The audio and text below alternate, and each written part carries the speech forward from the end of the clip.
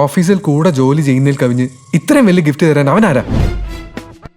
ഇങ്ങനെ പ്രസംഗിക്കുന്നതിന് മുമ്പ് പറ്റിയ അവൻ തന്നതുപോലെ ഒരു വില കൂടിയ ഗിഫ്റ്റ് നീ ഒരിക്കലെങ്കിലും വാങ്ങിച്ചു കാണിക്കും.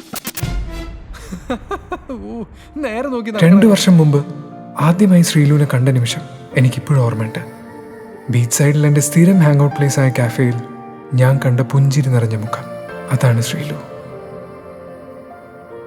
പിന്നീടുള്ള ഓരോ ദിവസവും ശ്രീലു ചിരിച്ചില്ലെങ്കിലും ഞാൻ ശ്രമിച്ചുകൊണ്ടേയിരുന്നു.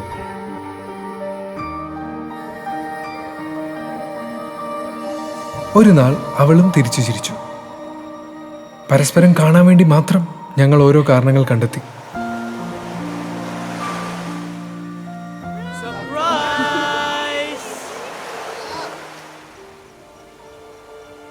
രണ്ട് വർഷം മുമ്പുള്ള വാലന്റൈൻസ് ദിനത്തിൽ ഞാൻ എൻ്റെ ഹൃദയം അവൾക്ക് നേരെ നീട്ടിയപ്പോൾ അവൾ അത് സ്വീകരിച്ചു.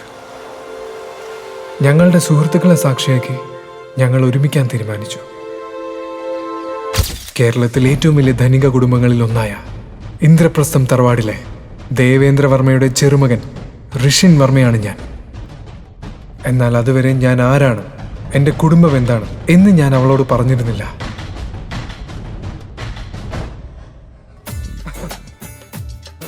എൻ്റെ കുടുംബത്തിന് ഷീലുവിനെ അംഗീകരിക്കാൻ ഒരിക്കലും സാധിക്കില്ല എന്ന് എനിക്കറിയായിരുന്നു. അതുകൊണ്ട് തന്നെയാണ് ഞാൻ അവളെ രജിസ്റ്റർ മാരേജ് ചെയ്യാൻ തീരുമാനിച്ചത്. കല്യാണശേഷം അവളോടെല്ലാം തുറന്നു പറയാമെന്നാണ് ഞാൻ കരുതിയത്. പക്ഷേ എൻ്റെ എല്ലാ പദ്ധതികളും ഞാൻ പോലും അറിയാതെ തകർന്നു.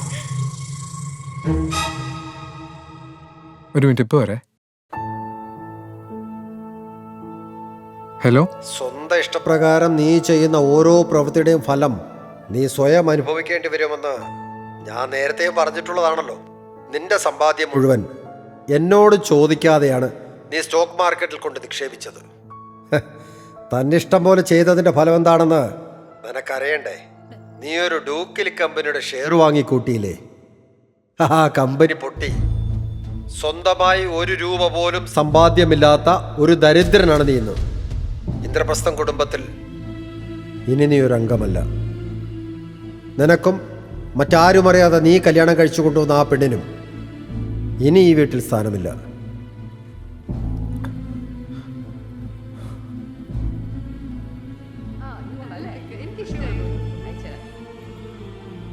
കെട്ടിയ പെണ്ണുമായി എങ്ങോട്ട് പോകണമെന്ന് അറിയാതിരുന്ന ഘട്ടത്തിലാണ് ശ്രീലക്ഷ്മി പറഞ്ഞതുപോലെ അവളുടെ വീട്ടിലേക്ക് കാലുവെച്ചത്. വിദേശത്തുള്ള ശ്രീലക്ഷ്മിയുടെ അച്ഛൻ്റെ അനുവാദം ഞങ്ങൾക്കുണ്ടായിരുന്നു. എന്നാൽ ശ്രീലക്ഷ്മിയുടെ അമ്മയായ ദേവയാനി അമ്മ, നിന്നെ സ്വന്തമായിട്ട് പോറ്റാൻ പോലും പറ്റാത്ത ഒരു മണ്ണുണ്ണിയാണല്ലോ നീ കണ്ടുപിടിച്ചത്. കഷ്ടം. ഒരു ജോലിക്ക് വേണ്ടി ഞാൻ ഒരുപാട് അലഞ്ഞു, ഒന്നും ശരിയായില്ല. ശ്രീലക്ഷ്മിയുടെ വീട്ടിലെ അടുക്കളക്കാരനായി മാറേണ്ടി വന്നു. ഇങ്ങനെയെങ്കിലും നിന്നെ കൊണ്ടൊരു പ്രയോജനം ഉണ്ടാവട്ടെ. ഇതാണോ ഋഷി നിന്റെ ക്ലീനിങ്? ചുമ്മാ ഇരുന്ന് തിന്നാ മാത്രം പോരാ, അതിനനുസരിച്ച് പണിയെടുക്കണം. ഞാനത് നന്നായി വൃത്തിയാക്കിയതാ. ഓ, അപ്പൊ ഞാൻ കള്ളം പറഞ്ഞു എന്നാ? അയ്യോ, അങ്ങനെയല്ല, എന്റെ തെറ്റാ. ഞാൻ ഒന്നുകൂടി നന്നായി ക്ലീൻ ചെയ്യാം. വേഗം ആവട്ടെ, എന്നിട്ട് വേണം തുണി അലക്കിയിടാൻ. അയ്യോ, അത് ഞാൻ രാവിലെ തന്നെ ശ്രീലക്ഷ്മിയുടെ തുണികൾ മുഴുവൻ അലക്കിയിട്ടതാണല്ലോ. അവളുടെ തുണിയല്ല, ഞാൻ എന്റെ തുണിയുടെ കാര്യമാണ് പറഞ്ഞത്. ഈ അപമാനം മുഴുവൻ ഞാൻ സഹിച്ചത് ശ്രീലുവിന് വേണ്ടി മാത്രമായിരുന്നു. എന്നിട്ടും പലപ്പോഴും അവൾ എന്നെ മനസ്സിലാക്കാതെ പോയി. അമ്മ എന്നെ വഴക്ക് പറയുമ്പോഴും വീട്ടുജോലി ചെയ്യിപ്പിക്കുമ്പോഴും അവൾ മൗനമായി കണ്ടു നിന്നു. 7 കോടി രൂപയുടെ കടബാധ്യതയാണ് കമ്പനിക്കുള്ളത്. അത് പരിഹരിക്കണമെങ്കിൽ 4 കോടി രൂപ നിക്ഷേപിക്കാൻ ആരെങ്കിലും ഉടൻ തന്നെ വരണം. അങ്ങനെ ആര് വരും ശ്രീലു? എനിക്കറിയില്ല മീനാക്ഷി, എനിക്ക് ഒന്നും അറിയില്ല. ഈ ജോലി കൂടെ പോയി ഞാൻ ഇനി എന്ത് ചെയ്യും? ശരത്ത് വിചാരിച്ചാൽ നടക്കുന്നതാണ് എനിക്ക് തോന്നുന്നത്. അവനാണെങ്കിൽ നേരത്തെ തന്നെ നിന്നോടൊരു സോഫ്റ്റ് കോർണർ ഉണ്ടല്ലോ. പണ്ടവൻ പ്രപ്പോസ് ചെയ്യാനിരുന്നപ്പോഴല്ലേ നീ ഋഷിയും തമ്മിൽ റിലേഷനിലായത്. എന്നിട്ട് കല്യാണശേഷം നീ കഷ്ടപ്പെടുന്നത് കണ്ടപ്പോൾ അവൻ നിനക്ക് ജോലി ശരിയാക്കി തന്നു. സംസാരിച്ചിരുന്നു, ശരത്തെല്ലാം നോക്കിക്കോളാം എന്നാ പറഞ്ഞേ. പക്ഷെ ഉള്ളിലൊരു പേടി. അവന് പണ്ടേ ശ്രീലുവിലൊരു നോട്ടുള്ളതാണ്. ശ്രീലുവിൻ്റെ പ്രശ്നം പരിഹരിക്കാൻ ഇന്ദ്രപ്രസ്ഥത്തിൽ ആരുടെയും കാല് പിടിക്കാൻ ഞാൻ തയ്യാറായിരുന്നു. 4 കോടിയല്ലേ നിന്റെ പ്രശ്നം, അത് പരിഹരിക്കാൻ എന്നെ കൊണ്ട് സാധിക്കും. ഋഷി, 4 രൂപയുടെ കാര്യമല്ല ഞങ്ങൾ പറയുന്നത്, 4 കോടിയുടെ കാര്യമാണ് പറയുന്നത്. എൻ്റെ ശ്രീലു, ഇങ്ങനെ ഒരു കോമാളിയാണല്ലോ നീ കല്യാണം കഴിച്ചത്. എന്റെ ജീവിതം വെച്ചുള്ള തമാശകൾ ഇനിയെങ്കിലും നിർത്തിക്കൂടെ ഋഷി? എത്രയാന്ന് പറയാൻ സഹിക്കുക. മടുത്ത്, ശരിക്കും മടുത്ത്.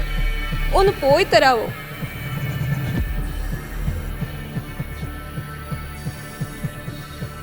എന്റെ ശ്രീലു, ആ കഴുതി ഡിവോഴ്സ് ചെയ്യാൻ ഞാൻ നിന്റെ അമ്മേനെ എത്ര തവണ പറഞ്ഞതാ. എന്തിനാണ് ഇതുപോലെ ഒരു ഭാരം നീ ഇനിയും ചുമക്കുന്നത്? കഴുതല്ലേ, ഈ പറയുന്നത് മാറ്റി പറയുന്നൊരു ദിവസം വരും. അന്ന് എന്നെ ആദരവോടുകൂടി നോക്കുന്നവരിൽ നീയും കാണും മീനാക്ഷി. മീനാക്ഷി പറയുന്നതാണ് ശരി. ഋഷി ഇപ്പോൾ വെറും ഒരു കോമാളിയായി മാറിയിരിക്കുന്നു. ശ്ശേ.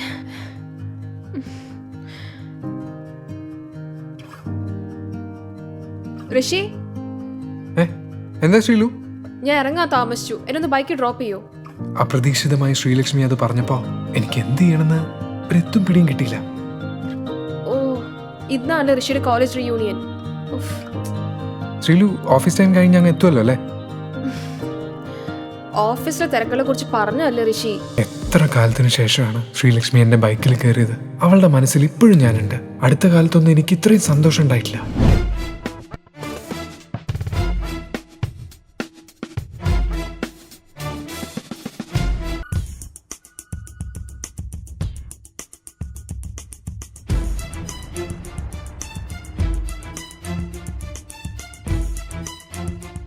Hey, good morning, Sri Lakshmi. Hi, good morning. Looking great.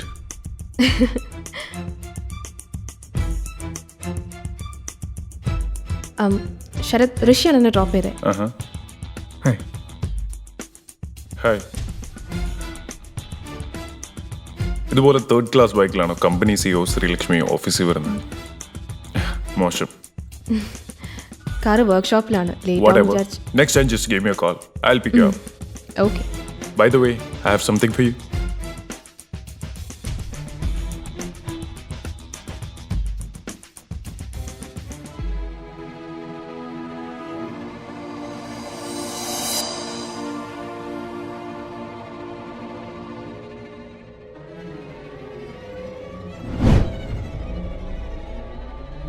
This is for me? പിന്നെ അല്ലാതെ. Are you sure? Did you like it? I love it. Thank you so much. എനിക്ക് ഇത്രയും വില കൂടി ഗിഫ്റ്റ് ആരും തന്നിട്ടില്ല. ഞാനോടുള്ളപ്പോൾ മറ്റൊരാളിൽ നിന്ന് ഗിഫ്റ്റ് പ്രതീക്ഷിക്കുന്നത് എന്തിനാ? Anyway, we'll catch up later. I have some work to do. രക്ഷിക്ക് പിന്നെ പോയിട്ട് പ്രത്യേകിച്ച് പണിയൊന്നും കാണില്ലല്ലോ അല്ലേ? ഓ സോറി, അടുക്കളപ്പണി കാണുമല്ലോ അല്ലേ? പെട്ടെന്ന് വിട്ടോ, വീട്ടിൽ ചെന്നിട്ട് ചോറും കറിയും വെക്കാനുള്ള അല്ലേ? സമയങ്ങളെ ബൈ.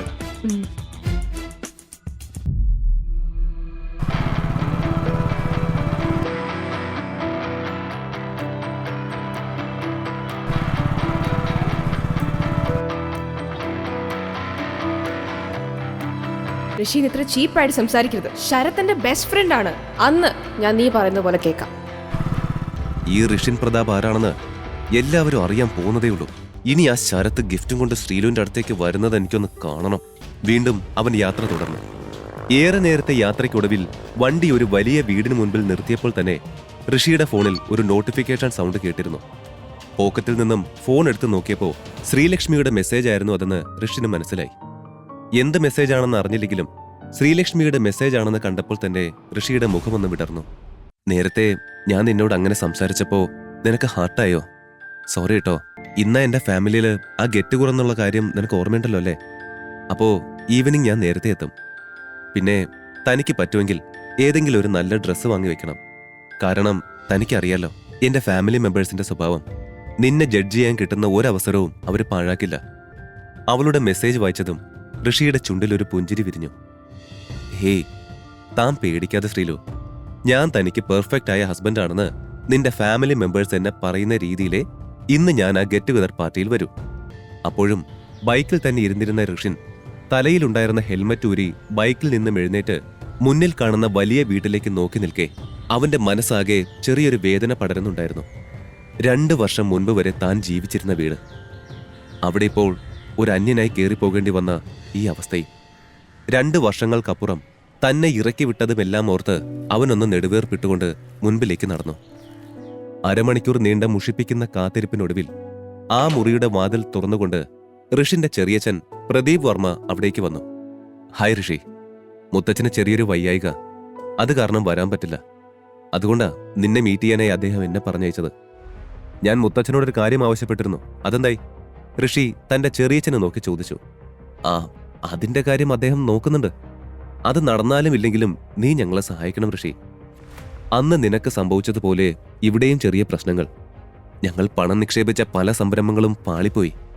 ഇപ്പോ നീ ഒന്ന് സഹായിച്ചില്ലെങ്കിൽ നമ്മുടെ ബിസിനസ്സുകളെല്ലാം കൈവിട്ടു പോകുന്ന അവസ്ഥയാ. ഋഷിയെ നോക്കി സങ്കടത്തോടെ അയാൾ അത് പറഞ്ഞെങ്കിലും ഋഷിയുടെ ഭാവം അയഞ്ഞിരുന്നില്ല. ഞാൻ ആവശ്യപ്പെട്ട കാര്യം നടന്നില്ലെങ്കിൽ ഞാൻ എന്തിനാ നിങ്ങളെ സഹായിക്കുന്നത്? ആ ലോജിക്ക് എനിക്ക് അങ്ങോട്ട് മനസ്സിലാവുന്നില്ല. നിങ്ങളെ സഹായിക്കാൻ എന്തെങ്കിലും ഒരു റീസൺ ഉണ്ടെങ്കിൽ പറ ചെറിയച്ച, ഞാൻ ആലോചിക്കാം.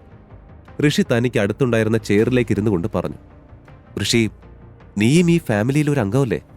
അപ്പോ ഇങ്ങനൊരു സാഹചര്യം വന്നാ നിനക്കും ഈ ഫാമിലിയെ രക്ഷിക്കേണ്ട ചുമതലയുണ്ട്. പ്രദീപ് പറഞ്ഞു നിർത്തിയതും ഋഷിൻ പൊട്ടിച്ചിരിച്ചു പോയിരുന്നു. നല്ല തമാശയായിട്ടുണ്ടല്ലോ ചെറിയച്ച. അല്ല, അന്നെന്നെ ഇവിടുന്ന് പുറത്താക്കുമ്പോ ഞാൻ ഈ വർമ്മ ഫാമിലിയിലേ അല്ലെന്ന് മുത്തച്ഛൻ പറഞ്ഞത് നിങ്ങൾ ഇത്രയും പെട്ടെന്ന് മറന്നോ? പിന്നെ ഞാനിപ്പോ ഉള്ള ഫാമിലി എന്ന് പറഞ്ഞാൽ അതെന്റെ ഭാര്യയുടെ ഫാമിലിയാ. അതേ എനിക്ക് ഫാമിലി എന്ന് പറയാനിപ്പോ ആകെയുള്ളൂ. ഋഷി അതേ ചിരിയോടെ തന്നെ പറഞ്ഞു.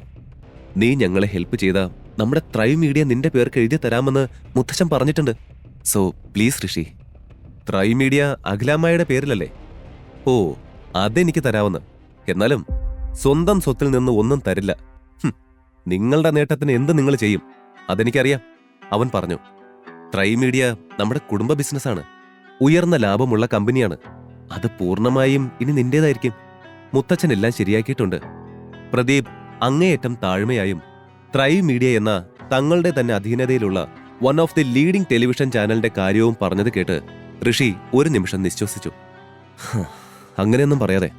അതിന്റെ ഒന്നും ആവശ്യമില്ല. എന്നെക്കൊണ്ട് പറ്റുന്നതാണെങ്കിൽ ഞാൻ സഹായിക്കാൻ ചെറിയച്ച. എത്ര എമൗണ്ടാ വേണ്ടത്? ഇറ്റ്സ് ജസ്റ്റ് 8,000 crore ഋഷി. എന്റെ ചെറിയച്ച, ഈ ജസ്റ്റ് 8,000 crore ഒന്നും എന്റെ കൈവശം ഇല്ല. ഇല്ലാത്തത് എവിടെ പോയി ഉണ്ടാക്കി തരാനാ? മുത്തച്ഛൻ ചോദിച്ചാ കൊച്ചുമോൻ നോ ഡീല് പറഞ്ഞു പോയെന്ന് പറഞ്ഞേക്ക്. അപ്പൊ ശരിയെന്നാ, ഞാൻ പോവാ. അത്രയും പറഞ്ഞ് ഋഷി തിരിഞ്ഞു നടക്കാൻ തുടങ്ങിയതും പ്രദീപ് അവന്റെ കയ്യിൽ പിടിച്ച് ദയനീയമായി അവന്റെ കണ്ണുകളിലേക്ക് നോക്കി. മോനെ, പഴയതൊന്നും മനസ്സിൽ വെച്ച് ഇങ്ങനെ ദയയില്ലാതെ പറയല്ലേ. എല്ലാം ഇട്ടിട്ട് പോവല്ലേ. നീ ഇന്ന് 8,000 കോടി സഹായിച്ചാ നമ്മുടെ ഫാമിലി ബിസിനസ് നിലനിൽക്കും. അല്ലെങ്കിൽ കുടുംബം തകരും. അത് നിലനിർത്താൻ നിയോഗിക്കപ്പെട്ടവൻ നീയാണ്. ഈ ഒരു സമയത്ത് നിന്നെ കൊണ്ടല്ലാതെ മറ്റാർക്കും ഒന്നും ചെയ്യാൻ പറ്റില്ല. നീ ഒന്ന് ആലോചിച്ച് നോക്ക്. നിന്റെ കൂടെ ഫാമിലിയല്ലേ ഈ വർമ്മ ഫാമിലി, ഈ ഇന്ദ്രപ്രസ്ഥം? ദയനീയമായി അയാൾ ചോദിച്ചു. പക്ഷെ ചെറിയച്ച, എനിക്കിപ്പോ ഒരു വലിയ എമൗണ്ട് കിട്ടി എന്നുള്ളത് സത്യമാണ്. എന്നുവെച്ച് അത് ചെറിയച്ചൻ പറയുന്ന എമൗണ്ടിന്റെ അത്രയൊന്നും വരില്ല. 9,300 കോടി ഇല്ലേ നിനക്ക് ഋഷി? ഞങ്ങൾ ഒന്ന് സഹായിച്ചൂടെ നിനക്ക്? ഓഹ് കമോൺ ചെറിയച്ച, ഞാൻ ചുമ്മാ പറഞ്ഞതാ. ഇത്രയും പൈസ കയ്യിൽ ഇങ്ങനെ വെച്ചിരുന്നിട്ട് എനിക്കൊന്നും കിട്ടാനില്ല. പക്ഷേ അത് ഞാൻ നിങ്ങൾക്ക്, ഐ മീൻ നമ്മുടെ ഫാമിലിക്ക് വേണ്ടി ചിലവാക്കിയാൽ നിങ്ങളെല്ലാം എത്രമാത്രം ഹാപ്പിയാകുമെന്ന് എനിക്കറിയാം. സോ ഞാൻ തരാം. ഋഷി പറഞ്ഞു നിർത്തിയതും പ്രദീപ് നിറഞ്ഞ മനസ്സോടെ, അതിലുപരി സന്തോഷത്തോടെ അവനെ കെട്ടിപ്പിടിച്ചു. Thank you Rishi, thank you so much. 2 ദിവസത്തിനുള്ളിൽ തന്നെ ത്രൈവ് മീഡിയ നിന്റെ പേരിലാക്കാൻ വേണ്ട എല്ലാ കാര്യങ്ങളും ഞങ്ങൾ ചെയ്യാം. പ്രദീപ് പറഞ്ഞത് കേട്ട് അയാളിൽ നിന്നും വിട്ടകന്നുകൊണ്ട് ഋഷിയൊന്ന് മൂളി. ഞാൻ കെട്ടിപ്പടുക്കാൻ പോകുന്ന എന്റെ സ്വന്തം സാമ്രാജ്യത്തിലേക്കുള്ള ആദ്യത്തെ ചൂടുവയ്പ് ഈ ത്രൈവ് മീഡിയ തന്നെ ആകട്ടെ. എനിക്ക് കുറച്ച് തിരക്കുണ്ട്, ചെയ്തു തീർക്കാൻ കുറേ കാര്യങ്ങളും. എന്നാ ഞാൻ ഇറങ്ങട്ടെ, ഋഷി പറഞ്ഞു. ശരി, ബാക്കി കാര്യങ്ങളൊക്കെ ഞാൻ ചെയ്തു വയ്ക്കാം, പ്രദീപ് ഒന്നുകൂടി ഉറപ്പിച്ച് പറഞ്ഞു. ഇന്ദ്രപ്രസ്ഥത്തിൽ നിന്നും പുറത്തിറങ്ങിയ അവൻ വാച്ചിലേക്ക് നോക്കി. ഋഷിയുടെ മനസ്സാകെ ഇന്നിന് നടക്കാൻ പോകുന്ന ഫാമിലി ഗെറ്റ് ടുഗദർ ആയിരുന്നു. എന്റെ ശ്രീലു, താൻ മിസ് ചെയ്യുന്ന ആ പഴയ ഋഷിയായി ഞാൻ ഇന്ന് വരും. Just wait for it. Rishi ചിരിയോടെ സ്വയം പറഞ്ഞുകൊണ്ട് നേരെ തന്റെ ബൈക്കിനരികിലേക്ക് നടന്നു. ഇതേ സമയം അങ്ങ് ശ്രീലക്ഷ്മിയുടെ ഓഫീസിൽ എന്തോ ആവശ്യത്തിനായി അവൾ തന്റെ ക്യാബിനിൽ നിന്നും പുറത്തേക്കിറങ്ങി നടക്കും വഴിയായിരുന്നു ഓഫീസിലെ ഏതൊക്കെയോ എംപ്ലോയീസ് കൂടി നിന്ന് എന്തോ കാര്യമായി ഫോണിൽ നോക്കി ചിരിച്ചുകൊണ്ട് നിൽക്കുന്നത് അവൾ കാണുന്നത്. ഓഫീസ് ടൈമിൽ അവരങ്ങനെ കൂടി നിൽക്കുന്നതിന്റെ കാര്യം എന്താണെന്നറിയാൻ ശബ്ദമൊന്നും ഉണ്ടാക്കാതെ ശ്രീലക്ഷ്മി അവർക്ക് പിന്നിലെത്തിയതും കണ്ടത് കൂട്ടത്തിൽ ആരുടെയോ ഫോണിൽ പകർത്തിയ പൊട്ടിയ ലൈറ്റോട് കൂടിയ ബൈക്കുമായി മടങ്ങുന്ന ഋഷിയുടെ ദൃശ്യമായിരുന്നു. എന്റെ ദൈവമേ, ഇങ്ങനൊരു കോമാളി! ഏതോ ഒരു എംപ്ലോയി ആ ദൃശ്യത്തിലെ ഋഷിയെ നോക്കി ചിരിച്ചുകൊണ്ട് പറഞ്ഞു. അതെ, ശരിക്കും വല്ലാത്തൊരു മനുഷ്യൻ തന്നെ. ആ ലൈറ്റ് പൊട്ടിയത് നോക്കുകൂടിയും ചെയ്യാതെ പോകുന്ന പോക്ക് കണ്ടാലറിയാം ഇതുപോലെയുള്ള തുക്കട വണ്ടി സ്ഥിരമായി ഉപയോഗിക്കുന്ന ആളാണെന്ന്. ശ്രീലക്ഷ്മി മാഡത്തിന്റെ ഭർത്താവാണെന്ന് പറഞ്ഞിട്ട് എന്താ കാര്യം? സ്വന്തമായി ഒരു കാറ് പോലുമില്ല. ഉള്ളതോ ആ തുക്കട ബൈക്കും. അതേ ഓം, എനിക്കും അങ്ങനെ തന്നെയാ തോന്നുന്നേ. ലൈറ്റ് പൊട്ടിയൊന്നും ഒരു പ്രശ്നമേ അല്ല അയാൾക്ക്. ശോ, ഇതുപോലൊരു സാധനത്തിനെ തന്നെ ആ ശ്രീലക്ഷ്മി മാഡം എവിടെന്ന് കണ്ടുപിടിച്ച് മാരേജ് ചെയ്താണോ ആവോ? മറ്റൊരു സ്റ്റാഫ് പറഞ്ഞു. അതിലും വലിയ കോമഡി എന്താണെന്ന് അറിയാവോ? ഞാൻ ഓഫീസിൽ കയറുമ്പോൾ നമ്മുടെ മാഡത്തിന് ഒരു ഡ്രീം ലവർ നെക്ലസ് വാങ്ങി കൊടുക്കാവുന്ന കാശിന് വിലയില്ലാത്ത അയാൾ വാക്കു കൊടുത്തിരിക്കുന്നു. കൂട്ടത്തിലെ ഒരു പെണ്ണ് അതും പറഞ്ഞ് പൊട്ടിച്ചിരിച്ചുകൊണ്ട് പിന്നിലേക്ക് തിരിഞ്ഞതും കാണുന്നത് ദേഷ്യം കൊണ്ട് അടിമുടി വിറച്ചു നിൽക്കുന്ന ശ്രീലക്ഷ്മിയായിരുന്നു. ആകെ സ്തംഭിച്ചു പോയ അവൾ തനിക്കൊപ്പമുണ്ടായിരുന്ന മറ്റ് സ്റ്റാഫിനെ വിളിച്ചെങ്കിലും അപ്പോഴും ഇതൊന്നും അറിയാതെ ഫോണിലെ ചിത്രത്തിൽ നോക്കി പൊട്ടിച്ചിരിക്കുകയായിരുന്നു അവരെല്ലാവരും. ഓ ദൃശ്യ! അവരുടെ ചിരി നിൽക്കില്ലെന്ന് കണ്ടതും ശ്രീലക്ഷ്മിയെ കണ്ട ആ പെണ്ണ് ശബ്ദം താഴ്ത്തി ചിരിച്ചുകൊണ്ടിരിക്കുന്നവരെ വിളിച്ചു. പല്ലവി, നീ ഇത് നോക്ക്. സെക്കൻഡ് ഹാൻഡ് ബൈക്കാണ് ആ ഇഡിയറ്റിൻ്റെതെന്ന് തോന്നുന്നു. പുതിയതൊന്നും വാങ്ങാൻ പോലും ഗതിയില്ലെന്നും തോന്നുന്നുണ്ട്. ഓഫീസിൽ ആർക്കും ഇങ്ങനൊരു ബൈക്ക് ഞാൻ കണ്ടിട്ടില്ല. അവളുടെ വിളി കേട്ട് അതും പറഞ്ഞു തിരിഞ്ഞ ആ സ്റ്റാഫും മറ്റുള്ളവരും തങ്ങളുടെ പിന്നിലായി കൈ മാറിൽ പിണഞ്ഞു കെട്ടി നിൽക്കുന്ന ശ്രീലക്ഷ്മിയെ കണ്ടതും ഒന്ന് ഞെട്ടി. അവരുടെ ചിരി പെട്ടെന്ന് നിന്നു. Sorry ma'am, we never meant to. ഇപ്പോ സമയം 3:30 ma'am. Isn't this work time for you all? ശ്രീലക്ഷ്മിയുടെ കലിപ്പിച്ചുള്ള ചോദ്യം വന്നതും അവരെല്ലാം എന്ത് പറയുമെന്നറിയാതെ പരസ്പരം നോക്കി. എന്താ, ഞാൻ ചോദിച്ചതിന് ഉത്തരമില്ലേ? ഇത് വർക്കിംഗ് അവർ ആണോ അല്ലയോ? വർക്കിംഗ് അവറാണ് മാം. ആണെങ്കിൽ പിന്നെ നിങ്ങൾ എന്താ ഇവിടെ ചെയ്യുന്നത്? ശ്രീലക്ഷ്മിയുടെ ചോദ്യം കേട്ട് തപ്പി തടഞ്ഞുകൊണ്ട് അവിടെ ഉണ്ടായിരുന്നവർ എന്തോ പറഞ്ഞു തുടങ്ങിയതും ശ്രീലക്ഷ്മി ദേഷ്യത്തോടെ 5 സെക്കൻഡിൽ എല്ലാവരും തിരികെ നിങ്ങളുടെ സീറ്റിലേക്ക് പോയില്ലെങ്കിൽ പിന്നെ അവിടേക്ക് ഒരിക്കലും പോവേണ്ടി വരില്ല. അതേ ദേഷ്യത്തിൽ തന്നെ ശ്രീലക്ഷ്മി പറഞ്ഞു തീർന്നതും ഭയത്തോടെ എല്ലാവരും ഒട്ടും സമയം കളയാതെ തങ്ങളുടെ സീറ്റുകളിലേക്ക് ഓടിയിരുന്നു. പിന്നെ നിങ്ങൾക്കറിയാത്ത പലതും ഉണ്ടെന്ന് എനിക്ക് തോന്നുന്നുണ്ട്. എല്ലാ കാര്യങ്ങളും ഞാൻ നിസ്സാരമായി തള്ളിക്കളയുമെന്ന് ആരും വിചാരിക്കണ്ട. ശ്രീലക്ഷ്മി എല്ലാവരെയും ഒന്ന് നോക്കിക്കൊണ്ട് പറഞ്ഞു. അവളുടെ ഓരോ വാക്കും കത്തി പോലെ മൂർച്ചയുള്ളതായിരുന്നു. ശ്രീലക്ഷ്മി അപ്പോൾ തന്നെ തിരികെ തന്റെ ക്യാബിനിലെത്തി ദേഷ്യത്താലെ തന്റെ ഡോറ് കൊട്ടിയടച്ചു. എനിക്കറിയാം ഋഷി, നീ അവര് പറയുന്ന പോലെ ഇടിയിട്ടൊന്നും അല്ലെന്ന്. എന്നിട്ട് എന്തിനാ എല്ലാവരും നിന്നെപ്പറ്റി ഇങ്ങനെയൊക്കെ പറയുന്ന? എനിക്കൊന്നും സഹിക്കുന്നില്ല ഋഷി. എനിക്ക് നിന്നെ ആ പഴയ ഋഷിയായി തിരികെ വേണം. എനിക്കാവുന്നില്ല ഋഷി, ഇതൊന്നും കേട്ടുകൊണ്ടിരിക്കാൻ എനിക്കാവുന്നില്ല. ശ്രീലക്ഷ്മി അവിടെ തല ചായച്ചുകൊണ്ട് സ്വയം പറഞ്ഞുകൊണ്ടിരുന്നു. ഇതേ സമയം ഋഷി വീട്ടിലേക്ക് മടങ്ങും വഴി തന്റെ പഴയ കോളേജ് സുഹൃത്തുക്കളിൽ നിന്നും അല്പം മുൻപേ തനിക്ക് വന്ന ഒരു ഫോൺ കോളിനെ കുറിച്ച് ഓർക്കുകയായിരുന്നു. ഋഷി, ക്രിസ്റ്റൽ ക്ലബിൽ ഷാർപ്പ് 4 o'clock ആവുമ്പോൾ എത്തണം.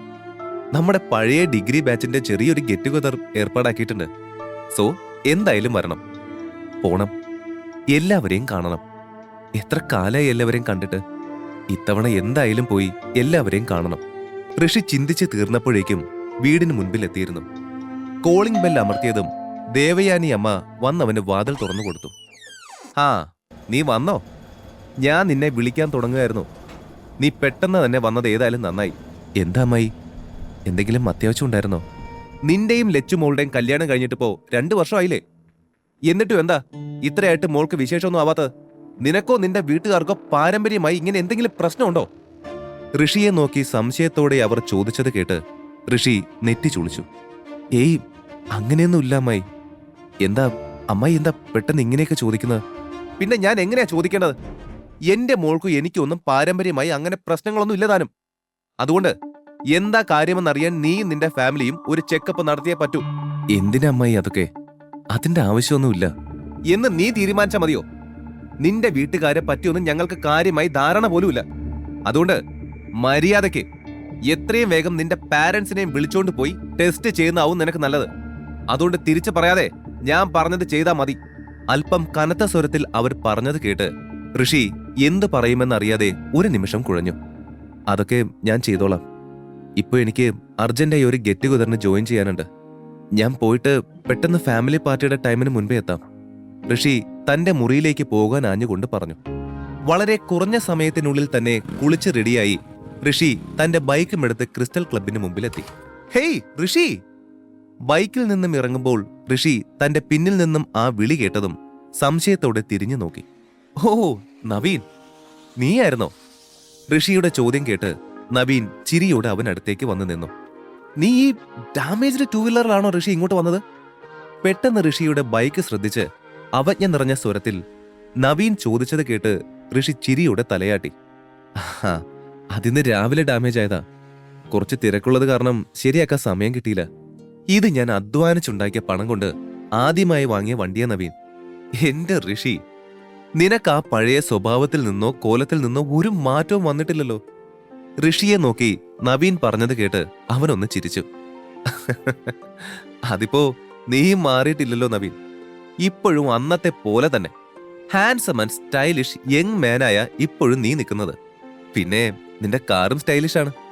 ഋഷി തന്നെ പുകഴ്ത്തി പറഞ്ഞത് ഇഷ്ടമായതുപോലെ നവീൻ ഒന്ന് ചിരിച്ചുകൊണ്ട് അവനെയും കൂട്ടി നേരെ ക്ലബിനുള്ളിലേക്ക് ലക്ഷ്യം വെച്ച് നടന്നു. Hey guys! ക്ലബിനുള്ളിലേക്ക് ഋഷിയുടെ കൂടെ കയറിയതും അങ്ങിങ്ങായി കൂടി നിന്ന തന്റെ സുഹൃത്തുക്കളെ കണ്ട് നവീൻ കൈപൊക്കിക്കൊണ്ട് ഉറക്കെ വിളിച്ചതും എല്ലാവരുടെയും ശ്രദ്ധ അവന് നേരെ തിരിഞ്ഞു. Hey Naveen, wait, what is this? Is this a dream? ഈ ഋഷിനെന്താ നവീന്റെ കൂടെ? പഠിക്കുന്ന സമയത്ത് ആരും ശ്രദ്ധിക്ക പോലും ചെയ്യാത്ത ഋഷിനും അന്നത്തെ ഹാർട്ട് ത്രോബായിരുന്ന നവീനും. എന്നാലും ഇതെങ്ങനെ? എന്റെ ദൈവമേ! ഒട്ടും പോപ്പുലർ അല്ലാത്ത ഋഷിയുടെ കൂടെ താൻ കയറി വന്നപ്പോൾ ഉണ്ടായ കണ്ടു നിന്നവരുടെ റിയാക്ഷൻ നവീനെ നന്നായി സന്തോഷിപ്പിക്കുന്നുണ്ടായിരുന്നു. പക്ഷേ ഋഷിയുടെ അവസ്ഥ നേരെ തിരിച്ചായിരുന്നു. തന്റെ നേർക്കുയരുന്ന പലരുടെയും നോട്ടം കണ്ട് ഒരു നിമിഷം താൻ അന്യഗ്രഹ ജീവിയാണോ എന്ന് വരെ ഋഷി സംശയിച്ചു പോയി. ഇനിയും അവിടെ നിൽക്കാൻ വയ്യെന്ന് തോന്നിയ ഋഷി ചുറ്റും നോക്കി. നവീൻ, ഞാനപ്പോ അവിടെ കാണും. താൻ അവരോട് സംസാരിക്കുക. ഏതോ ഒരു ആളൊഴിഞ്ഞ ടേബിൾ കണ്ടതും നവീനോട് അത്രയും പറഞ്ഞ ശേഷം ഋഷി അതിനടുത്തേക്ക് നടന്നു. അഞ്ജലി! പെട്ടെന്ന് അവിടെ കൂട്ടത്തിലുണ്ടായിരുന്ന ഏതോ ഒരു പെൺകുട്ടിയുടെ ആശ്ചര്യത്തോടെയുള്ള ആ ശബ്ദം കേട്ട് ഋഷി ഉൾപ്പെടെ എല്ലാവരും ശബ്ദം കേട്ട ഭാഗത്തേക്ക് നോക്കി. അവിടെ ഉറക്കെ ശബ്ദമുണ്ടാക്കിയ ആ പെണ്ണ് കണ്ണും വിടർത്തി ക്ലബിന്റെ എൻട്രൻസിലേക്ക് നോക്കി നിൽക്കുന്നതാണ് കണ്ടത്.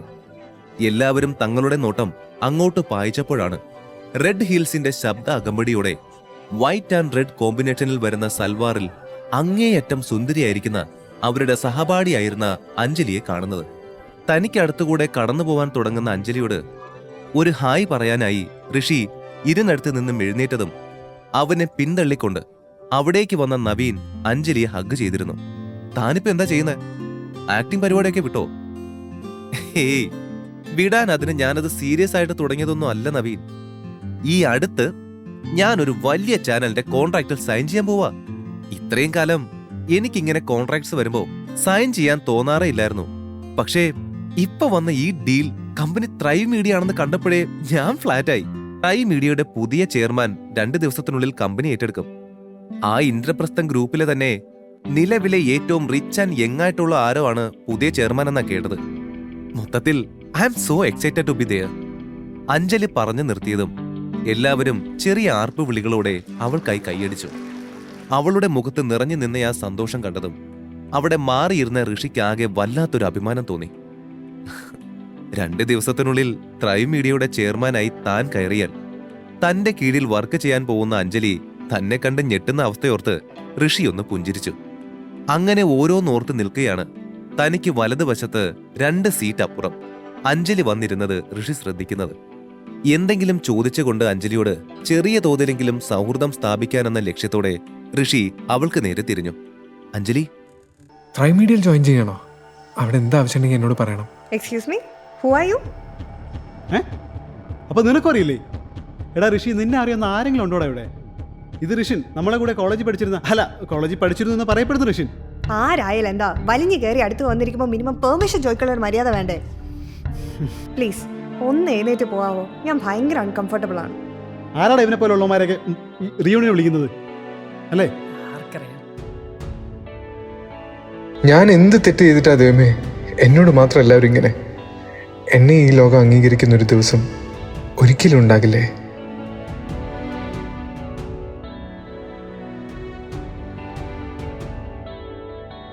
മനസ്സ് തകർന്ന് പുറത്തേക്ക് പോകുമ്പോഴാണ് എൻ്റെ ഫോൺ ശബ്ദിച്ചത്.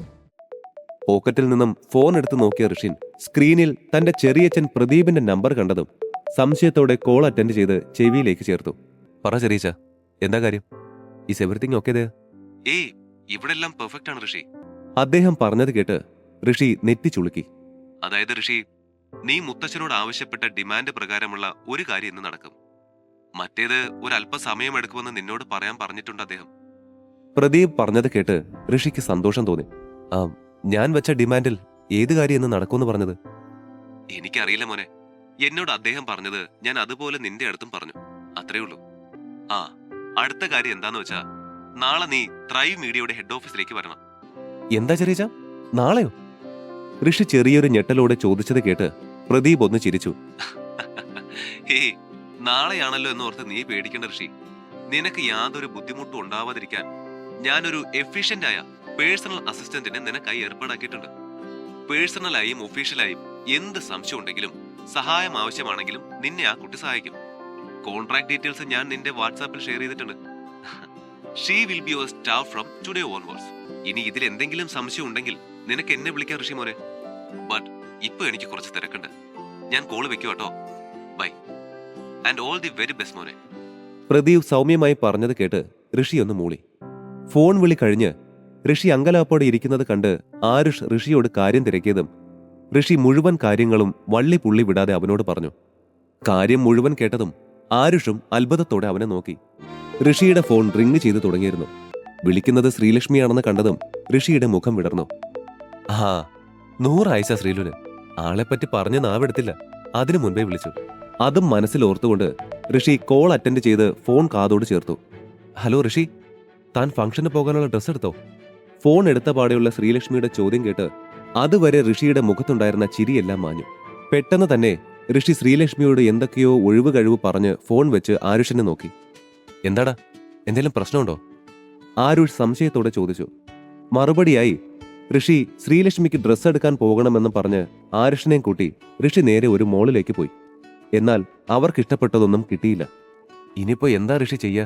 ഏകദേശം എല്ലാ ഷോപ്പും നമ്മൾ കവർ ചെയ്ത് കഴിഞ്ഞല്ലോ. ഋഷിയെ നോക്കി നെടുവീർപ്പോട് ആരുഷ് പറഞ്ഞത് കേട്ട് ഋഷി ഒരു സെക്കൻഡ് എന്ത് ചെയ്യണമെന്ന് അറിയാതെ നിന്നുപോയി. അങ്ങനെ നിൽക്കെ ഋഷിയുടെ ഫോണിലേക്ക് പെട്ടെന്നൊരു അൺനോൺ നമ്പറിൽ നിന്നും കോൾ വന്നു. ഡ്രസ്സ് കിട്ടാത്ത ടെൻഷനിൽ നിൽക്കെ ഋഷി ആദ്യം ആ കോൾ നോക്കിയില്ല. വീണ്ടും ഫോൺ റിംഗ് ചെയ്തപ്പോൾ കോൾ എടുത്തു. Hello Rishi sir, I'm Niharika Mahadev, your personal assistant. മറുപുറത്ത് നിന്നും ആ വാക്കുകൾ കേട്ട് ഋഷി നെറ്റി ചുളിച്ചു. താൻ നിഹാരികയാണെന്നും എന്റെ പേഴ്സണൽ അസിസ്റ്റന്റ് ആണെന്നുമുള്ളതൊക്കെ ഓക്കെ, പക്ഷെ എന്താ ഇപ്പൊ വിളിച്ചതെന്ന് എനിക്ക് മനസ്സിലായില്ല. ഋഷി സംശയഭാവത്തോടെ ചോദിച്ചു. സാർ, നാളെ മുതൽ ഒഫീഷ്യലി വർക്ക് ആരംഭിക്കുമല്ലോ. അതിനു മുൻപായും സാറിന് എന്താ ആവശ്യമുണ്ടെങ്കിലും എന്നെ കോൺടാക്ട് ചെയ്യാം. നിഹാരികയുടെ ആ മറുപടി കേട്ടതും ആരുഷ് ഋഷിയുടെ കയ്യിൽ നിന്നും ഫോൺ വാങ്ങി. ആഹാ, എന്നാൽ താൻ ഋഷിക്ക് പറ്റിയ നല്ലൊരു സ്യൂട്ട് കണ്ടെത്ത്. ഒട്ടും വൈകരുത്, അത്യാവശ്യമാണ്. വേഗം റെഡിയാക്കിക്കോ. നിഹാരിക ഋഷിയുടെ ഡ്രസ്സിന്റെ അളവുകൾ ചോദിച്ചറിഞ്ഞ ശേഷം കോള് ഡിസ്കണക്ട് ചെയ്തു. ഇതേ സമയം ശ്രീലക്ഷ്മി തന്റെ ജോലി കഴിഞ്ഞ് വീട്ടിലേക്ക് പോവാനായി തുടങ്ങുകയായിരുന്നു. അപ്പോഴാണ് റിസപ്ഷനിൽ തന്റെ വരവും കാത്തു നിൽക്കുന്ന ഒരു ബ്ലാക്ക് സൂട്ട് ധരിച്ചയാളെ ശ്രീലക്ഷ്മി കാണുന്നത്. ശ്രീലക്ഷ്മി മാഡം അല്ലേ? ശ്രീലക്ഷ്മി നടന്ന് തനിക്ക് സമീപത്തെത്തിയതും അയാൾ ചോദിച്ചു. അതെ, എന്താ കാര്യം? ശ്രീലക്ഷ്മി അയാളോട് ചോദിച്ചു. മാഡത്തിന് ഇത് തരാൻ ഞങ്ങളുടെ സാറ് പറഞ്ഞു. കയ്യിലുള്ള റെഡ് ബോക്സ് അവൾക്ക് നേരെ നീട്ടിക്കൊണ്ട് അയാൾ പറഞ്ഞത് കേട്ട് കാര്യം മനസ്സിലാവാതെ ശ്രീലക്ഷ്മി ആ ബോക്സിലേക്കും അയാളെ മാറി മാറി നോക്കി. അതേസമയം ഓഫീസിൽ നിന്നും ഇറങ്ങാൻ തുടങ്ങിയ എല്ലാ സ്റ്റാഫും ഈ കാഴ്ച കണ്ട് അവൾക്കടുത്തേക്ക് വന്നു. എന്താ ഇത്? നിങ്ങൾക്ക് എങ്ങനെയാ എന്നെ അറിയാവുന്നേ? ആൻഡ് ഏത് സാറ് തരാൻ പറഞ്ഞെന്നാ നിങ്ങളീ പറയുന്നേ? ശ്രീലക്ഷ്മി സംശയത്തോടെ ചോദിച്ചു. മാഡത്തിനുള്ള ഞങ്ങളുടെ സാറിന്റെ പ്രസന്റാണിത്. സാറിനെ മാഡത്തിന് നല്ലതുപോലെ അറിയാം, പക്ഷേ ഞങ്ങൾക്ക് സാറിന്റെ പേരിവിടെ പറയാനുള്ള അനുമതിയില്ല. നൗ പ്ലീസ് ഈ ഗിഫ്റ്റ് സ്വീകരിക്കൂ മാം. അയാൾ അതേ ഭാവത്തിൽ തന്നെ പറഞ്ഞു. ശ്രീലക്ഷ്മി മാഡം, അത് വാങ്ങിക്കൂ. മാഡത്തിനെ സീക്രട്ടായി ആരാധിക്കുന്ന ആരോ തന്നുവിട്ടതാവും. കളിയായി ഏതോ എംപ്ലോയിയുടെ വാക്ക് കേട്ട് ശ്രീലക്ഷ്മി ചോദിച്ചു. ഒന്ന് പോയേ, ചുമ്മാ. ആരാധകൻ ഉണ്ടാവാൻ ഞാൻ ആരാ? വല്ല സെലിബ്രിറ്റി ആണോ? മാം പ്ലീസ് ഇത് സ്വീകരിക്കൂ. അവരുടെ ആ സംസാരമൊന്നും കാര്യമാക്കാതെ വീണ്ടും അയാൾ പറഞ്ഞതും ശ്രീലക്ഷ്മി അത് സ്വീകരിക്കണോ വേണ്ടയോ എന്നുള്ള ആശയക്കുഴപ്പത്തിലായി. മാം അത് വാങ്ങിക്കൂ. ഇഷ്ടമായില്ലെങ്കിൽ ഞങ്ങൾക്ക് ആർക്കെങ്കിലും തന്നോളൂ. സ്റ്റാഫിൽ നിന്നും ആ കുസൃതി നിറഞ്ഞ വാക്ക് കേട്ടതും ശ്രീലക്ഷ്മി ഒന്ന് നിശ്വസിച്ചുകൊണ്ട് അയാളിൽ നിന്നും ആ സമ്മാനം വാങ്ങിച്ചു. അതിനുള്ളിൽ എന്താണെന്നറിയാനുള്ള ആകാംക്ഷയിൽ മറ്റുള്ളവർ ശ്രീലക്ഷ്മിയുടെ ചുറ്റും കൂടിയതും അവൾ സംശയത്തോടെ ആ ബോക്സ് തുറന്നു. എന്റെ മാതാവേ, ഇതാ മറ്റേ rare piece dream lover necklace അല്ലേ? വെയിറ്റ്, ഒറിജിനലാണോ ഇത്? എല്ലാം കഴിഞ്ഞ് തിരികെ വീട്ടിലെത്തി ഫാമിലി ഫംഗ്ഷന് റെഡിയാകുമ്പോഴും ശ്രീലക്ഷ്മി തന്റെ കഴുത്തിലണിഞ്ഞ ആ പ്രസന്റ് തന്നയാൾ ആരായിരിക്കുമെന്ന ചിന്തയിലായിരുന്നു. രാവിലെ തനിക്ക് ആ നെക്ലസ് ഡ്യൂപ്ലിക്കേറ്റ് വാങ്ങിച്ചു തന്ന ശരത്തിന്റെ മുഖം മാത്രമേ അവൾക്ക് ഓർമ്മ വന്നിരുന്നുള്ളൂ. അവനിനി തന്റെ ആസ്തി മുഴുവൻ പണയപ്പെടുത്തി വാങ്ങിയതാണോ അതെന്ന ചിന്ത അവളെ വേവലാതിപ്പെടുത്തിയെങ്കിലും ആ നെക്ലസ് അവളെ അത്രമേൽ ആകർഷിച്ചിരുന്നു. ഓഹ്, നിന്റെ ഭർത്താവ് ഇത് എവിടെ പോയിരിക്കാ മോളെ? പോവാൻ സമയമായി തുടങ്ങിയല്ലോ. തന്റെ പിങ്ക് കളർ പട്ടുസാരിയുടെ പ്ലീറ്റ് ശരിയാക്കിക്കൊണ്ട് ദേവയാനി അമ്മ പറഞ്ഞത് കേട്ട് ശ്രീലക്ഷ്മി ചെറിയൊരു വേവലാതിയോടെ ഫോൺ എടുത്തു നോക്കി. അറിയില്ലമ്മേ, ഞാൻ ഋഷി ഒന്ന് വിളിച്ചു നോക്കട്ടെ. ശ്രീലക്ഷ്മി അതും പറഞ്ഞ് ഋഷിയുടെ നമ്പറിലേക്ക് ഡയൽ ചെയ്യാൻ ആഞ്ഞതും കോളിംഗ് ബെല്ലിന്റെ ശബ്ദം കേട്ടിരുന്നു. വാതിൽ തുറന്നപ്പോൾ പ്രതീക്ഷിച്ച പോലെ ഋഷിയെ കണ്ടപ്പോൾ ചെറിയൊരു സമാധാനം തോന്നി. എങ്കിലും അതൊന്നും പുറത്ത് കാണിക്കാതെ ശ്രീലക്ഷ്മി ഉള്ളിലേക്ക് നടന്നു. ഓ, വന്നോ? ഇത്രയും നേരം പോവേണ്ട കാര്യം മറന്ന് എവിടെ വായും പൊളിച്ചിരിക്കായിരുന്നു? ഋഷിയെ നോക്കി പുച്ഛം നിറഞ്ഞ സ്വരത്തിൽ ദേവയാനി ചോദിച്ചത് കേട്ടെങ്കിലും ഋഷിയുടെ ശ്രദ്ധ മുഴുവൻ ചെറിയ പരിഭവത്തോടെ തന്നെ നോക്കുന്ന ശ്രീലക്ഷ്മിയുടെ കഴുത്തിലായിരുന്നു. ഒറ്റ നോട്ടത്തിൽ തന്നെ അവളുടെ കഴുത്തിലുള്ളത് ഡ്രീം ലവറിന്റെ ഒറിജിനൽ പീസാണെന്ന് മനസ്സിലായ ഋഷിയുടെ ചുണ്ടിൽ മനോഹരമായൊരു പുഞ്ചിരി വിരിഞ്ഞു. ആഹാ, ഇതായിരുന്നോ ചെറിയച്ചൻ വിളിച്ചപ്പോ പറഞ്ഞത്? എന്ത് ഭംഗിയാ അവളുടെ കഴുത്തിലിട്ട് കാണാൻ. എന്നിട്ടും മുഖത്തെ പരിഭവത്തിന് ഒരു കുറവുമില്ലല്ലോ. ആ, സാരമില്ല, പോകെ പോകെ അതെല്ലാം ഞാൻ മാറ്റിയെടുത്തോളാം. ശ്രീലക്ഷ്മിയെ നോക്കി ഋഷി മനസ്സിൽ മന്ത്രിച്ചു. അല്ല, ലേറ്റായി വന്നതും പോരാഞ്ഞ് ഇവിടെ വെറുതെ വായും പൊളിച്ച് നിന്ന് നീ സമയം കളയുവാണോ? ഡ്രസ്സ് മാറുന്നൊന്നുമില്ലേ? ഋഷിയുടെ ആ നിൽപ്പ് കണ്ട് ദേഷ്യത്തിൽ ദേവയാനി പറഞ്ഞു. അത് കേട്ട് ഋഷി പെട്ടെന്ന് അവളോട് 5 മിനിറ്റെന്നും പറഞ്ഞ് റൂമിലേക്ക് ഓടി. അല്പസമയത്തിനുള്ളിൽ തന്നെ റെഡിയായി പുറത്തേക്ക് വന്നു. ഋഷിയുടെ പുതിയ സ്യൂട്ട് കണ്ട് ശ്രീലക്ഷ്മിയും ദേവയാനി അമ്മയും ഒരു നിമിഷം അമ്പരന്ന് നിന്നു. ഹോ, ആദ്യമായിട്ട് നീ നല്ലൊരു വേഷത്തിൽ വന്നല്ലോ. ഇതിൽ പര അത്ഭുതം ഇനി നടക്കാനില്ല. ദേവയാനി അമ്മ പറഞ്ഞത് കേട്ട് ഋഷി ഒന്ന് ചിരിച്ചു. ഇതിൽ പരമുള്ള അത്ഭുതങ്ങൾ നിങ്ങൾ കാണാനിരിക്കുന്നതേ ഉള്ളൂ അമ്മായി. അല്പനേരത്തെ യാത്രയ്ക്ക് ശേഷം ശ്രീലക്ഷ്മിയുടെ കാർ വലിയൊരു വീടിന് മുൻപിൽ നിന്നു. അവരുടെ തറവാട്ടിൽ പാർക്കിങ്ങിൽ മുഴുവൻ പോഷ് കാറുകളും ഉൾവശത്ത് വില കൂടിയ വസ്ത്രങ്ങളും ധരിച്ച ആളുകളെയും കൊണ്ട് നിറഞ്ഞു നിൽക്കുകയായിരുന്നു. വീടിനുള്ളിലേക്ക് കയറി പോകുമ്പോൾ ദേവയാനിയെയും ശ്രീലക്ഷ്മിയെയും എല്ലാവരും ശ്രദ്ധിച്ച് കൈ കാണിച്ച് സംസാരിക്കുന്നുണ്ടായിരുന്നു. പക്ഷേ അവരുടെ കൂടെ തന്നെ ഉണ്ടായിരുന്ന ഋഷിയെ എപ്പോഴത്തെയും പോലെ ആരും നോക്കുന്നത് പോലും ഉണ്ടായിരുന്നില്ല. ഹേയ് ശ്രീലക്ഷ്മി, ഋഷിൻ വന്നില്ലേ? പെട്ടെന്നാണ് ആൾക്കൂട്ടത്തിൽ നിന്നും ആരോ ചോദിച്ചത്. വളരെ വിരളമായിട്ടേ ഫാമിലി ഫംഗ്ഷൻസിൽ ഋഷിയെക്കുറിച്ച് ആരെങ്കിലും അന്വേഷിക്കാറുണ്ടായിരുന്നുള്ളൂ. അങ്ങനെ അന്വേഷിക്കുന്ന ചൊറിയനായ സിദ്ധാർത്ഥായിരുന്നു അത്. ദേ അവനവിടെ, ഋഷിയെ ചൂണ്ടിക്കാണിച്ചുകൊണ്ട് ചിരിയോടെ മറുപടി പറഞ്ഞത് ദേവയാനി അമ്മയായിരുന്നു. എന്ത്? ഇത് ഋഷിയായിരുന്നോ? ഓ മൈ ഗോഡ്, ശേ, എനിക്കിവന്റെ ഈ മനുഷ്യക്കോലം കണ്ടിട്ട് മനസ്സിലായതേ ഇല്ല. ഋഷിയെ നോക്കി പരിഹാസത്തോടെ പൊട്ടിച്ചിരിച്ചുകൊണ്ട് സിദ്ധാർത്ഥ് പറഞ്ഞു. ഓ വെയിറ്റ്, നിന്റെ ഈ ഡ്രസ്സ് ഞാൻ എവിടെയോ കണ്ടിട്ടുണ്ടല്ലോ. ആ, കിട്ടിപ്പോയി. ഫുട്പാത്തിൽ 200, 300 എന്നും പറഞ്ഞ് വിൽക്കുന്ന ഊള സാധനമല്ലേ ഇത്? ഇതിന് എത്രയാ റേറ്റ്? 100, 200? ഇതിന് ഞാൻ പണം കൊടുക്കേണ്ടി വന്നിട്ടില്ല. ഋഷി സമാധാനത്തിൽ പറഞ്ഞത് കേട്ട് സിദ്ധാർത്ഥ് കണ്ണ് വിടർത്തി അവനെ നോക്കി. വാട്ട്? ഫ്രീ ആയിട്ട് തോന്നോ നിനക്കിത്? അല്ലെങ്കിൽ കടക്കാരന്റെ കാല് പിടിച്ച് കെഞ്ചിയോ നീ? സിദ്ധാർത്ഥ് ഉറക്കെ ചോദിച്ചത് കേൾക്കെ ശ്രീലക്ഷ്മിക്കും ദേവയാനി അമ്മയ്ക്കും തങ്ങളുടെ തൊലി ഉരിഞ്ഞു പോകും പോലെ തോന്നി. വാ ഋഷി, മതി, നമുക്ക് അപ്പുറത്തേക്ക് മാറിയിരിക്കാം. ഋഷി സിദ്ധാർത്ഥിനോടെന്തോ പറയാനാഞ്ഞത് കണ്ട് അവനെ തടഞ്ഞുകൊണ്ട് ശ്രീലക്ഷ്മി പറഞ്ഞു. ഹേയ്, എന്താ ശ്രീലക്ഷ്മി ഇത്? നീ എന്താ ഈ ഇട്ടിരിക്കുന്നേ? ഈ സാരിക്കൊക്കെ 5000 പോലും വരില്ലല്ലോ റേറ്റ്. ഋഷിയെ കൂട്ടി പോവാനാഞ്ഞ ശ്രീലക്ഷ്മിയോടായി സിദ്ധാർത്ഥ് പറഞ്ഞത് കേട്ട് ശ്രീലക്ഷ്മി അവനെ നോക്കി ജാളിയതോടെ ചിരിച്ചു. This is so bad Sreelakshmi. നീ എന്നെ നോക്ക്, എന്റെ ഈ ഡ്രസ്സ് നോക്ക്.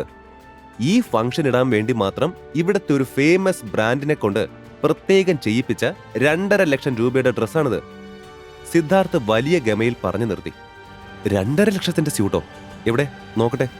ഋഷി പതിയെ സിദ്ധാർത്ഥിന്റെ സ്യൂട്ടിന്റെ കോളറിൽ പിടിച്ചുകൊണ്ട് ചോദിച്ചതും ഒരൊറ്റ തട്ടായിരുന്നു സിദ്ധാർത്ഥ് അവന്റെ കൈ. ഞാൻ നിന്നോട് പറഞ്ഞു ഇതെന്ത് മാത്രം എക്സ്പെൻസീവ് ആണെന്ന്. ഇങ്ങനെ വൃത്തിയില്ലാത്ത കൈവച്ച് തൊട്ടിട്ട് അഴുക്കാക്കാതെ. അടക്കാനാവാത്ത വിധം ദേഷ്യം വന്നെങ്കിലും ഋഷി തന്റെ ദേഷ്യമെല്ലാം കൺട്രോൾ ചെയ്തുകൊണ്ട് സിദ്ധാർത്ഥിനോട് ചിരിച്ചു. താനൊരു കാര്യം മനസ്സിലാക്കണം സിദ്ധാർത്ഥ്. ലോകത്തുള്ള എല്ലാവരുടെയും ഇഷ്ടങ്ങളും കംഫർട്ടും ഒന്നായിരിക്കില്ല. ശ്രീലക്ഷ്മിയുടെ സാരി 5000 രൂപയുടെ ഓർഡിനറി വണ്ണാണ്, സമ്മതിച്ചു. ശ്രീലക്ഷ്മിക്ക് ഓവർ പ്രൈസ് വരുന്ന ഡ്രസ്സുകൾ ഇഷ്ടമല്ലെന്നേ ഉള്ളൂ. ബട്ട് ജ്വല്ലറീസ് എന്ന് പറഞ്ഞാൽ അവൾക്ക് ക്രൈസാണ്. സംശയമുണ്ടെങ്കിൽ look at Har necklace. Dream lover necklace ആണ്. ശ്രീലക്ഷ്മിയെ തനിക്കടുത്തേക്ക് ചേർത്ത് നിർത്തി ഋഷി പറഞ്ഞത് കേട്ട്, വാട്ട്, ഡ്രീം ലവറോ? അത് ഈ വേൾഡിൽ തന്നെ ആകെ കുറച്ച് പീസല്ലേ ഉള്ളൂ.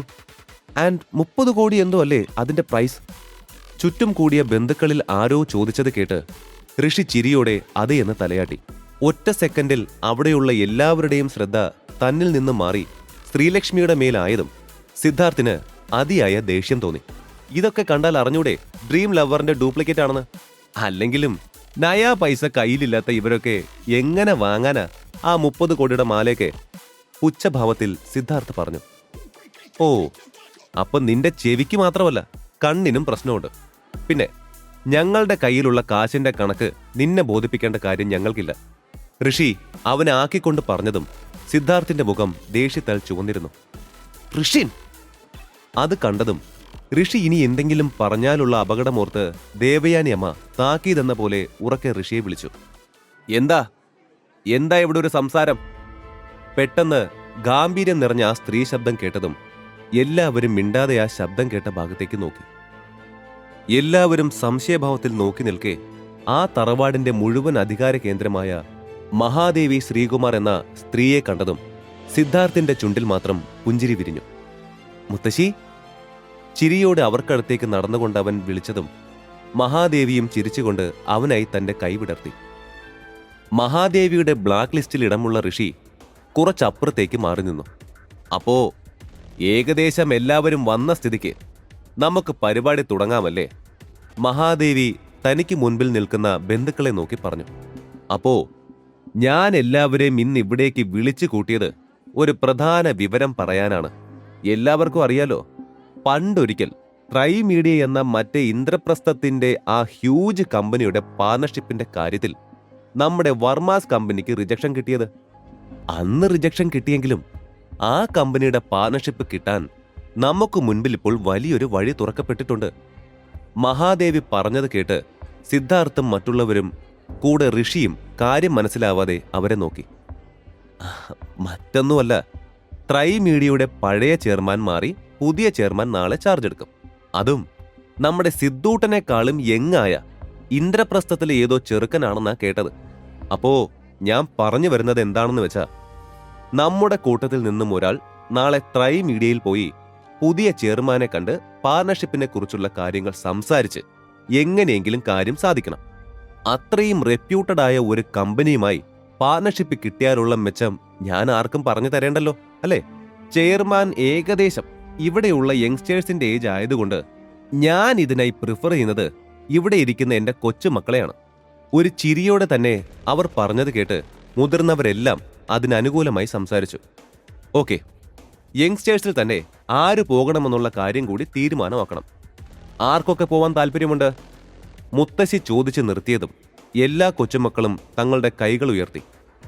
പക്ഷേ ഇന്ദ്രപ്രസ്ഥം എന്ന പേര് കേട്ടപ്പോൾ തന്നെ തനിക്ക് പോകാൻ സാധിച്ചിരുന്നുവെങ്കിൽ തന്റെ കമ്പനിയുടെ കാര്യം കൂടെ സംസാരിച്ച് ഇപ്പോൾ താൻ അകപ്പെട്ടിരിക്കുന്ന പ്രശ്നത്തിൽ എന്തെങ്കിലും ഒരു പോംവഴി കണ്ടെത്താമെന്ന് തോന്നിയ ശ്രീലക്ഷ്മി മുത്തശ്ശിക്ക് തന്നോടുള്ള ഇഷ്ടക്കേട് ഓർക്കെ തന്റെ കൈ പൊക്കാൻ മുതിർന്നില്ല.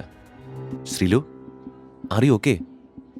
ഋഷി സംശയത്തോടെ ചോദിച്ചത് കേട്ട് ശ്രീലക്ഷ്മി ഒന്നുമില്ലെന്ന് അവനോട് കണ്ണു കാണിച്ചു. എന്താ മോളെ, നിനക്ക് പോവാൻ ആഗ്രഹമില്ലേ? ദേവയാനി അമ്മ സംശയത്തോടെ ചോദിച്ചത് കേട്ട് ശ്രീലക്ഷ്മി ഒന്ന് നിശ്വസിച്ചു. ആഗ്രഹം ഉണ്ടായിട്ട് കാര്യമുണ്ടോ അമ്മേ? മുത്തശ്ശി സിദ്ധാർത്ഥിനെയോ അല്ലെങ്കിൽ മറ്റേതെങ്കിലും മുത്തശ്ശിയുടെ ഫേവറിറ്റ് ആളെയോ മാത്രമേ വിടത്തുള്ളൂ. ശ്രീലക്ഷ്മി പറഞ്ഞത് കേട്ട് ഋഷി എന്തോ സംസാരിക്കാനാഞ്ഞതും മഹാദേവിയുടെ ഉറക്കെയുള്ള സംസാരം അവന്റെ ശ്രദ്ധ തിരിച്ചു. സിദ്ധാർത്ഥ് പോകുന്നതിൽ ആർക്കും പ്രശ്നമൊന്നുമില്ലെന്ന് കരുതുന്നു. മഹാദേവി പറഞ്ഞത് കേട്ട് ഉള്ളിലെ വിഷമം മറച്ചുകൊണ്ട് ശ്രീലക്ഷ്മി ഒന്ന് ചിരിച്ചു. കണ്ടോ, അവിടെ ആള് ഫിക്സായി. അതേ ഭാവത്തിൽ അവൾ പറഞ്ഞു. ആ, മുത്തശ്ശി എന്നെ സെലക്ട് ചെയ്തതിൽ ചിലർക്കെങ്കിലും വിഷമമുണ്ടെന്ന് എനിക്കറിയാം. വിഷമിച്ചോളൂ, ഐ ഡോണ്ട് കെയർ. പിന്നെ ഞാൻ നാളെ ആ ചെയർമാനെ കണ്ട് ഇംപ്രസീവായി കാര്യങ്ങളെല്ലാം പറഞ്ഞ് സെറ്റാക്കി കോൺട്രാക്റ്റിൽ സൈൻ ചെയ്ത് കഴിഞ്ഞ് അതിന്റെ വകയായി പാർട്ടി അറേഞ്ച് ചെയ്യുമ്പോൾ വന്ന് എൻജോയ് ചെയ്തിട്ട് പോണം. കേട്ടോ എല്ലാവരും? ശ്രീലക്ഷ്മിയെയും ഋഷിയെയും നോക്കി അഹങ്കാരം നിറഞ്ഞ ഭാവത്തിൽ സിദ്ധാർത്ഥ് പറഞ്ഞു. നീ വാ സിദ്ധാർത്ഥ്, ആരാ വിഷമിക്കാൻ പോകുന്നതെന്ന് ഞാൻ നിനക്ക് കാണിച്ചു തരാം. ഭാവഭേദങ്ങൾ ഏതുമില്ലാതെ സിദ്ധാർത്ഥിനെ നോക്കിക്കൊണ്ട് ഋഷി മനസ്സിലോർത്തു. അല്പനേരം കൂടെ നീണ്ടുനിന്ന ആ ഫംഗ്ഷൻ അവസാനിച്ചു. വീട്ടിലെത്തിയപ്പോഴും ആകെ വിഷമിച്ചിരിക്കുന്ന ശ്രീലക്ഷ്മിയെ കണ്ട് ഋഷിക്കാകെ സങ്കടം വന്നിരുന്നു. എന്താ ശ്രീലു, എന്താ താൻ ഇങ്ങനെ സങ്കടപ്പെട്ടിരിക്കുന്നത്? ത്രൈമീഡിയയിലേക്ക് തനിക്ക് പോകാൻ ചാൻസ് കിട്ടിയില്ലല്ലോ എന്നോർത്തുള്ള സങ്കടമാണോ? നീ നോക്ക്, താൻ പോവാതെ ആ കോൺട്രാക്ട് ശരിയാവില്ല. ഇതെന്റെ വാക്കാ. സംശയമുണ്ടെങ്കിൽ നോക്കിക്കോ. തോറ്റു തുന്നം പാടിക്കൊണ്ട് വരും തന്റെ മുത്തശ്ശിയുടെ പൊന്നോമന പേരക്കുട്ടി. ഋഷി പറഞ്ഞത് കേട്ട് ശ്രീലക്ഷ്മി ഒന്ന് ചിരിച്ചു. സിറ്റിയിലെ വലിയ വിശാലമായ ബിൽഡിങ്ങുകളിൽ ഒന്നായിരുന്നു ത്രൈമീഡിയ. തൽക്കാലത്തെ ആവശ്യത്തിന് വാങ്ങിയ തന്റെ ഇലക്ട്രിക് ബൈക്കിൽ കാഷ്വൽ ഡ്രസ്സിലായിരുന്നു ഋഷി തന്റെ ഫസ്റ്റ് ഡേ തന്നെ അങ്ങോട്ട് പോയത്. എത്ര ലക്ഷറീസ് ആയ കാറും നിഷ്പ്രയാസം വാങ്ങാനുള്ള പണം കയ്യിലുണ്ടായിരുന്നിട്ടും ശ്രീലക്ഷ്മിക്കും ദേവയാനി അമ്മയ്ക്കും സംശയം തോന്നാതിരിക്കാൻ വേണ്ടിയായിരുന്നു ഋഷി ഇലക്ട്രിക് ബൈക്ക് വാങ്ങിയത്. ആ ചെറിയച്ച, ഞാൻ അവിടെ എത്തി. ആ അങ്ങനെ ചെയ്യാം. പാർക്കിങ്ങിൽ ഒഴിഞ്ഞ ഭാഗത്ത് തന്റെ ബൈക്ക് പാർക്ക് ചെയ്ത് തന്നെ ഫോണിൽ വിളിച്ച പ്രദീപിനോട് മറുപടി പറഞ്ഞുകൊണ്ട് ഋഷി വണ്ടിയിൽ നിന്നും ഇറങ്ങാൻ തുടങ്ങിയപ്പോഴായിരുന്നു ഹോൺ പോലും അടിക്കാതെ ചീറിപ്പാഞ്ഞുകൊണ്ടൊരു BMW അങ്ങോട്ട് വന്നത്. ആ കാർ നേരെ തന്റെ ബൈക്കിനടുത്തേക്ക് വരുന്നത് കണ്ട് പെട്ടെന്ന് തന്നെ ബൈക്കിൽ നിന്നും ചാടി മാറിക്കൊണ്ട് ഋഷി ഉറക്കെ ശബ്ദിച്ചെങ്കിലും ഋഷിയുടെ ഇലക്ട്രിക് ബൈക്ക് ഇടിച്ച് തെറിപ്പിച്ചുകൊണ്ട് ആ കാർ ഋഷിക്ക് മുൻപിൽ വന്നു നിന്നു. ഋഷിയുടെ ജീവിതം മുഴുവനായി തന്നെ അറിയാം ഇനി പോക്കറ്റ് FM-ലൂടെ. കോടീശ്വരൻ.